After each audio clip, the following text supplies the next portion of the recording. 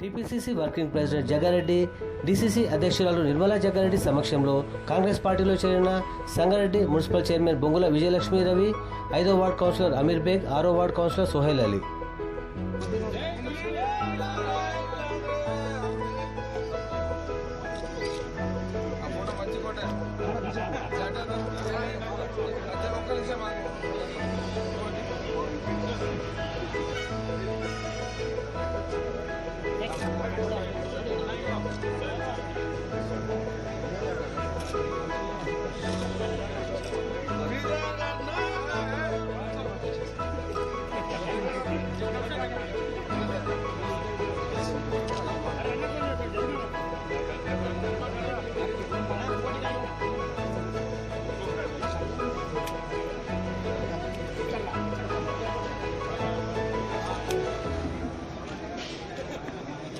రాజు